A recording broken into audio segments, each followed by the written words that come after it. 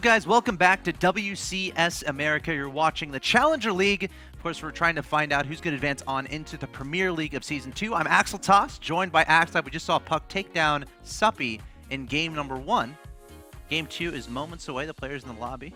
And I'm going to ask if they're ready.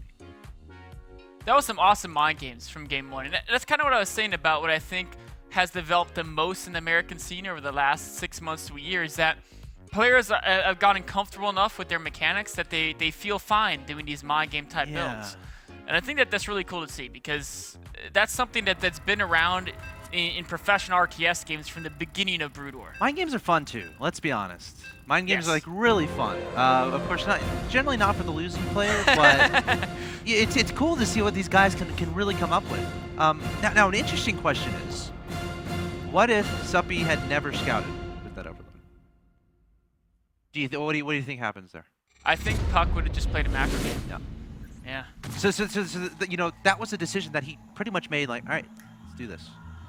So pretty interesting. Let's see what happens here. Game 2, map 2 is going to be on Belshire Vestige. I have the pleasure of introducing your two players, starting with in the top left-hand location, the red Protoss player representing Team Root Gaming and hailing from the United States of America. He is 1 win away from advancing to the WCS America Premier League Season 2. He is Puck. And of course, his opponent in the bottom right-hand location, representing Team Evil Geniuses, down 0-1, must win 2 in a row here, or he'll be dropping down to the Challenger League group stage. Hailing from California, he is Suppy.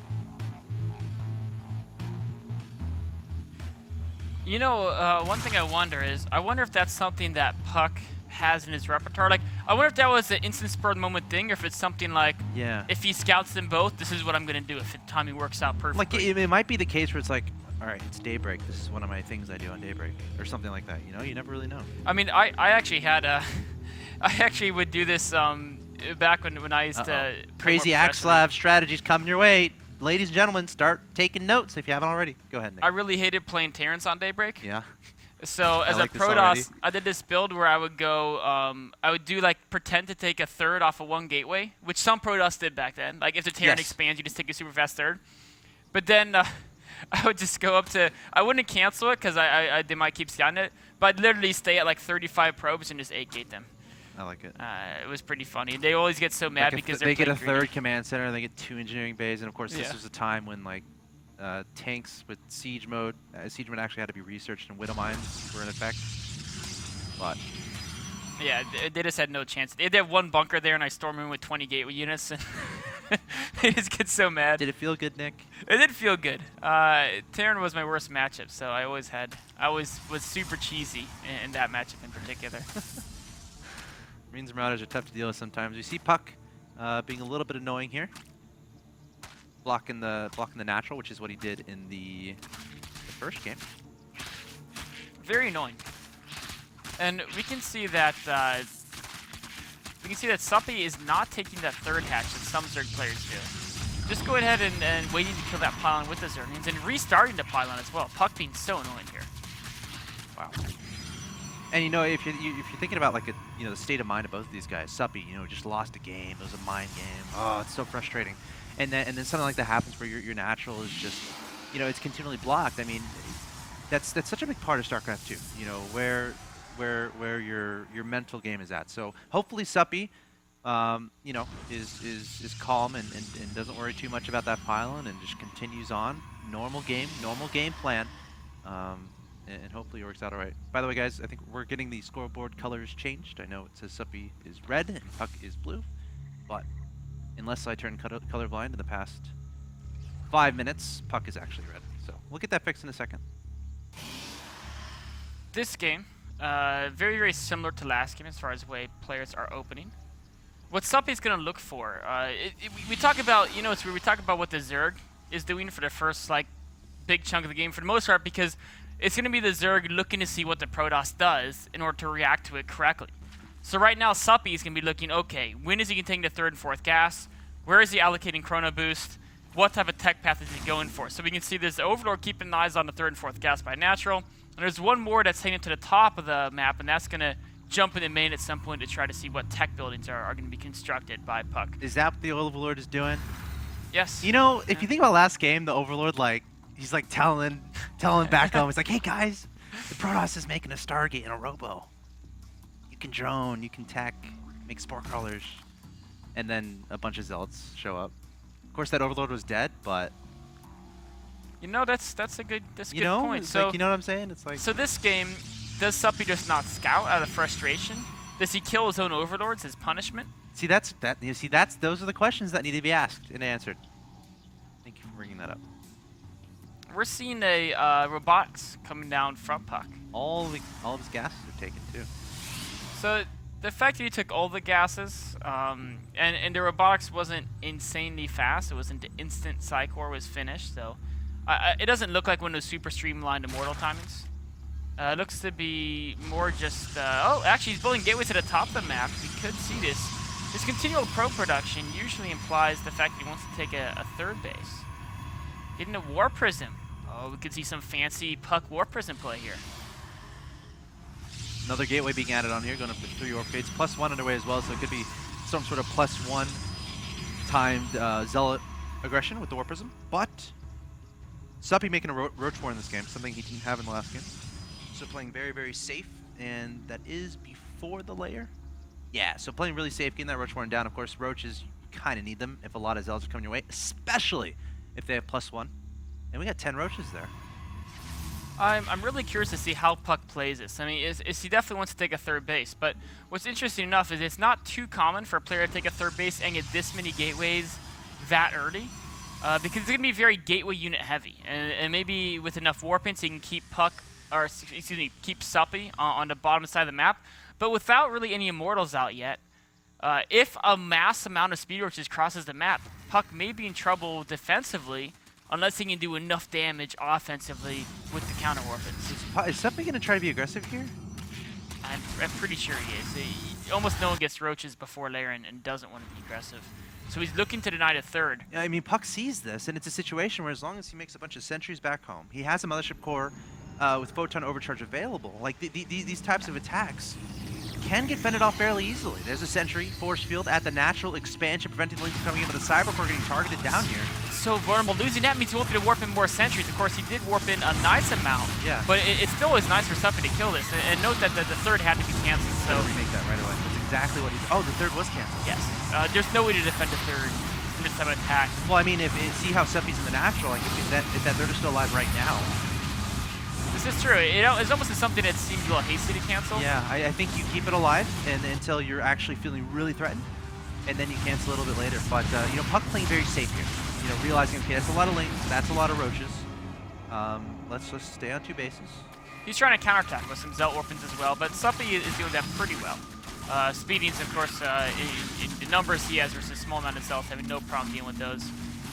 It is a good point. It's always about canceling a Nexus. It's a very hard decision to make, because if you let it finish, and then the Desert comes in and kills it. I don't think it was that close to being done, though, and he didn't need the minerals, so he could have let it go a little further. Of course, anytime Suppy wanted to, he could have walked in there and killed it during that push.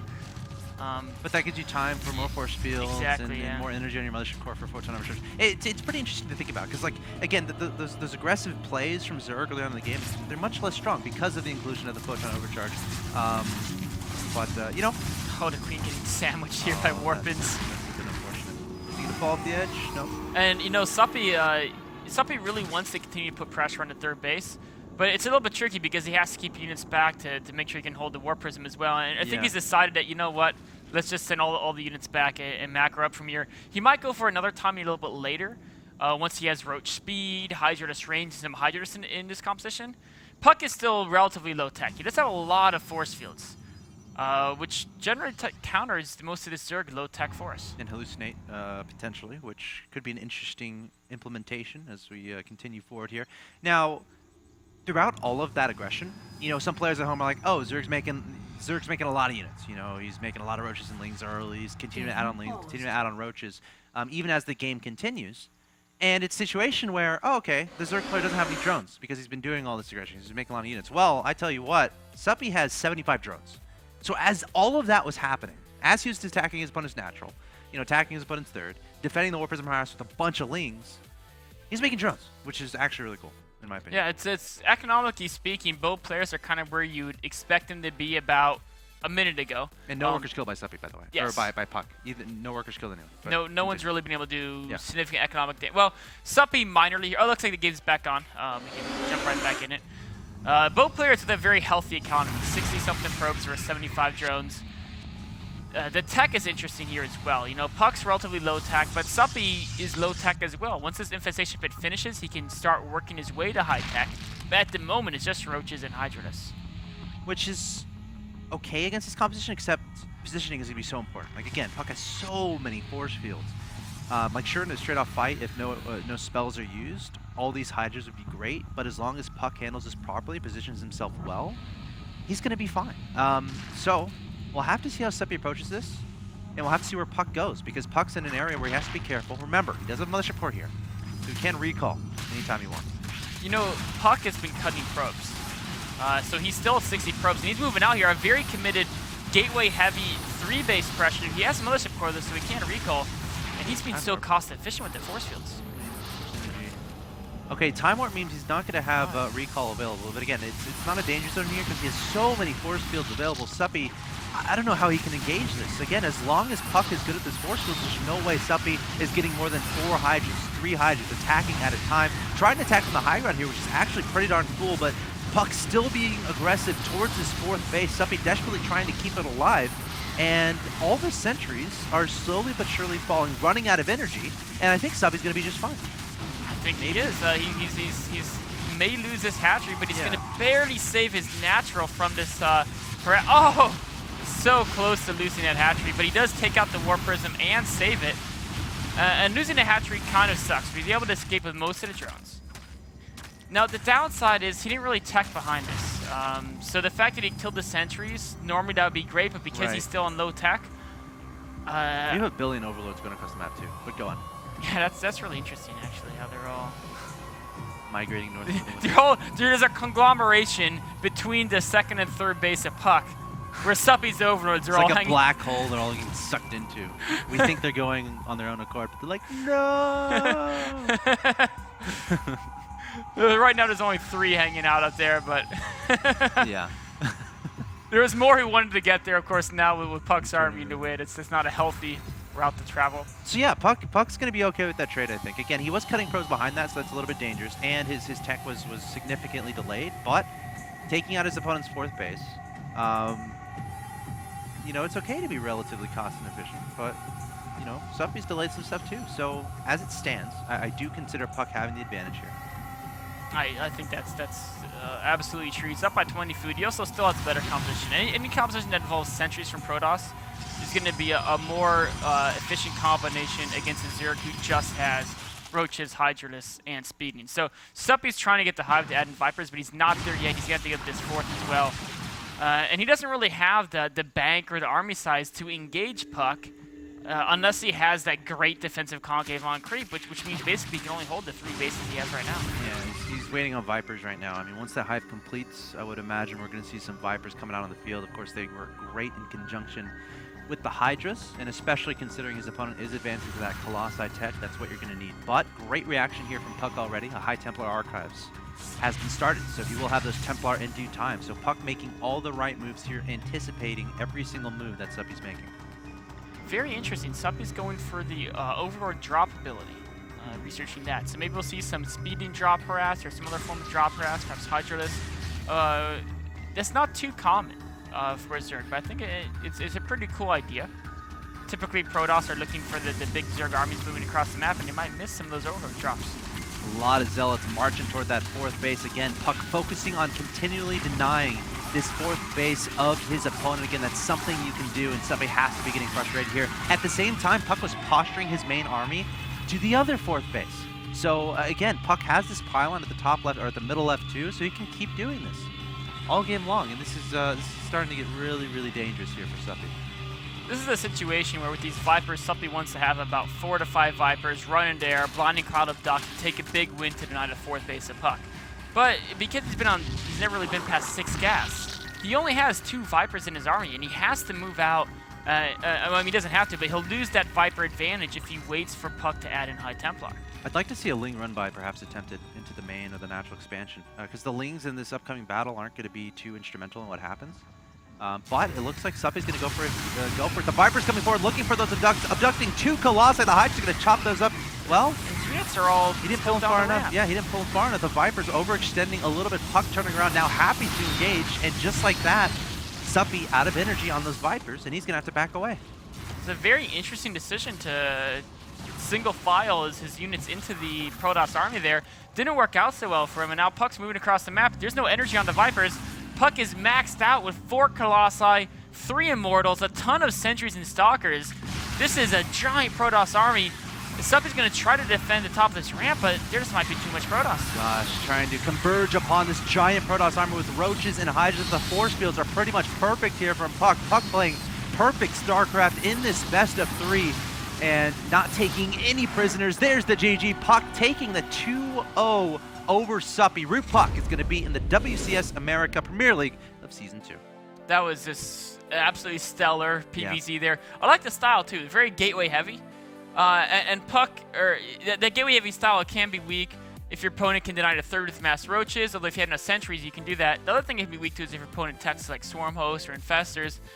But it worked out so well against Suppy, who was on Roach Hydra. Yeah. And every battle, Puck, we talked about before, his spell micro is so phenomenal. The battle on the left side as well as the last closing minute of the game, the force fields were just stellar from Puck, and it was really impressive. Yeah, absolutely right. Again, that's kind of what made that push toward the 4th work, having those perfect force fields. And again, as a Protoss player, if you can handle those spellcasters nicely, you're going to be a very good Protoss player. Puck showing exactly what he's good at, taking the 2-0 again, advancing to Premier League Season 2 with the 2-0, which means the Muslim and Puck moving on. The round of 16 players from Premier League Season 1 so far today are 0-2. Remember, yesterday they were 4-0.